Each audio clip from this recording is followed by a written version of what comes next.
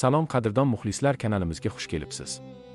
Bugun faqat eng muhim va tezkor futbol yangiliklari haqida gaplashamiz. Bizni qo'llab-quvvatlash uchun obuna bo'lishni va like bosishni unutmang.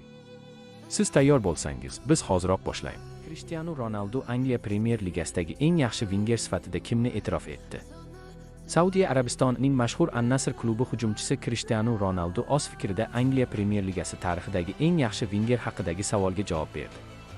Uning aytishicha, statistika, barqarorlik va jamoaga ta'sirini hisobga olganda, bu layoqatli futbolchi Muhammad Saloh hisoblanadi. Ronaldo ta'kidlaganidek, Salohning Liverpool uchun bu yillar mobaynida amalga oshirgan harakatlari va natijalari haqiqatan ham ajoyib. U har bir muhim vaziyatda jamoasi uchun hal qiluvchi o'yinchilardan biri bo'lib, katta sovrinlarni qo'lga kiritishi bilan ajralib turadi. Ko'pchilik Thierry Henryni Muhammad bilan solishtiradi, ammo Henry hech qachon jamoasi bilan Chempionlar Ligasini yuta olmagan.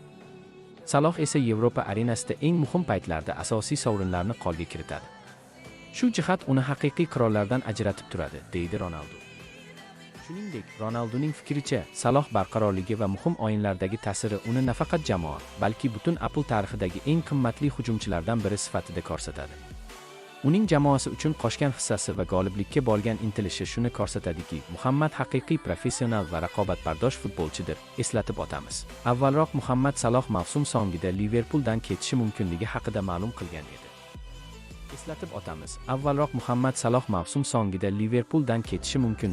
ma'lum qilgan edi.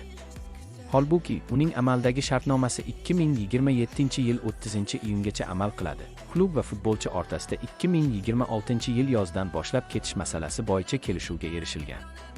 Bu esa muxlislar orasida katta qiziqish uyg'otdi va Salohning keyingi qadamlari haqida turli bahs-munozaralarni keltirib chiqardi.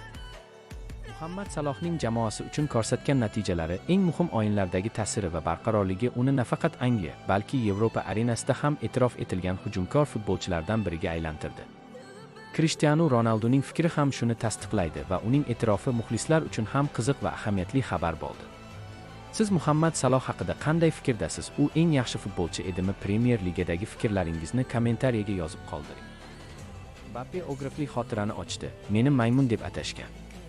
Fransiya terma jamoasi va Madridning Real klubi hujumchisi Kylian Mbappe o'z faoliyatidagi eng og'ir va iztirobli pallalardan birini yodga oldi. Uning aytishicha, milliy jamoa safidagi bir omadsiz o'yindan keyin u keskin tanqidlar va hatto haqoratlarga duch kelgan. Gap 2020-yilgi Yevropa chempionati 8dan 1 finali haqida bormoqda. O'sha bahsda Fransiya Shveysariyaga qarshi maydonga tushib, dramatik tarzda mag'lubiyatga uchragan edi. O'yin asosiy vaqtda 3-3 hisobida yakunlanib, penaltilar seriyasiga o'tgan va aynan shu pallada Mbappening zarbasi golga aylanmagan. Futbolchi shu voqeadan keyin muxlislar tomonidan qattiq bosimga uchraganini tan oldi. Uning so'zlariga ko'ra, ayrimlar uni haqorat qilib, hatto ixchilikka yo'g'rilgan so'zlar ishlatgan. Meni maymun deb atashdi. O'shanda o'z-o'zimga savol berdim. Men shunday insonlar uchun o'ynayapman. Milliy jamoa men uchun eng muhim, lekin bitta xato seni pastga tushirib yuborar ekan, deya xotirlaydi u. Mbappe bu holat unga juda og'ir ta'sir qilganini yashirmadi. U ta'tilga chiqib, dastlabki kunlarda o'zini ruhan siniq holatda his qilganini aytdi. Hatto bir muddat milliy jamoaga qaytmaslik haqida ham jiddiy o'ylab ko'rgan. U Fransiya Futbol Federatsiyasining o'sha paytdagi rahbari Noel Le Gret bilan ham uchrashganini ma'lum qildi.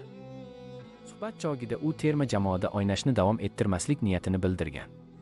Biroq federatsiya rahbari uni fikridan qaytarishga harakat qilgan. Men qaytishni istamasdim, Parijga ketib, tinch o'ynashni xohladim. Lekin menga bu holatni unutishim kerakligini aytishdi, deydi futbolchi. Bu voqea yana bir bor futbolchilar faqat maydonda emas, balki ruhiy jihatdan ham qanchalik bosim ostida ekanini ko'rsatadi. Bir o'yin, bir zarba va butun jamoatchilik munosabati o'zgarib ketishi mumkin. Jahon chempionati 2026 favoritlari reytingi tuzildi. Ispaniya 1, Yaponiya top 15da. Portugaliya 3likdan tashqarida, Braziliya 11 pog'onada. Goal nashri 2026 yildagi Jahon chempionati favoritlari reytingini tuzdi. O'zbekiston debyut qiladigan turnirda 48 ta jamoa ishtirok etadi. Mundial AQSh, Kanada va Meksikada 11-iyundan 19-iyulgacha bo'lib o'tadi. Goal talqiniga ko'ra, Jahon chempionati 2026ning top 15 favoritlari quyidagi ko'rinishda. Ispaniya, Argentina, Fransiya, Portugaliya, Angliya, Germaniya, Niderlandiya, Shveysariya, Norvegiya, Belgiya, Braziliya, Senegal, Yaponiya, Marokash, Kolumbiya. Siz ushbu reyting top 15 talikka qo'shilasizmi? Video yoqsa videoga like bosing, fikrlaringizni kommentariyaga yozib qoldiring. Keyingi videolarni o'tkazib yubormaslik uchun kanalga obuna bo'lib, qo'ng'iroqchani yoqib qo'ying. Arne Slot Manchester Cityga qarshi kubok bahsi oldidan nimalar dedi? Liverpool bosh murabbiyi Arne Slot Manchester Cityga qarshi Angliya kubogi chorak final bahsi oldidan o'z fikr va nazariy bayonotlari bilan o'rtoqlashdi. Klub rasmiy saytining xabar berishicha, u jamoa o'yin darajasini saqlab qolish va maydonda yuqori samara ko'rsatish istagida ekanligini ta'kidladi. Umid qilamanki, biz Galatasaroyga qarshi bahsda ko'rsatgan yuqori darajamizni yana bir bor namoyish etamiz. Biz aynan shu tarzda o'ynashimiz kerak, chunki Manchester City qaytadan o'z kuchini ko'rsatdi. Ular Liga kubogini qo'lga kiritdi. Tarkibida juda ham kuchli futbolchilar bor va tajribali, mahoratli murabbiy rahbarlik qilmoqda. Bu bahs muxlislar uchun juda qiziqarli va ko'tarinki bo'ladi. Ma'lumot uchun, Manchester City va Liverpool bahsi 4-aprel kuni bo'lib o'tadi. Cityda Angliya kubogi chorak finalida Liverpoolga qarshi kimlar o'ynaydi? Carabao kubogi finalidagi g'alaba va joriy mavsumdagi so'nggi xalqaro tanaffusdan so'ng Manchester City Angliya kubogi chorak finalida asosiy raqiblardan biri Liverpoolga qarshi maydonga tushadi. Ekspert fikriga ko'ra, shaharliklar Angliya kubogi chorak finalida Etihadda bo'ladigan o'yinda quyidagi tarkibni maydonga tushiradi. Darvozabon: James Trafford, himoyachilar: o'ngda Mateusz Nunes, markazda Abduqodir Husanov va Nathan Ake, chap qanot himoyasida Ryan Ayt-Nuri, yarim himoyachilar: Nico O'Reilly, Nico Gonzalez, Bernardo Silva hujumda. Marmush, Doku va Saviolar harakat qilishi deyarli aniq deb ta'kidlamoqda. Zaxirada esa Donnarumma, Diash, Gehe, Rodri, Reinders, Foden, Semenyo, Sherki, Haaland. Muxlislar uchun eng qizigi shundaki, bu o'yinda Guardiola jamoasi yangi strategiya va taktik kombinatsiyalarni sinab ko'radi.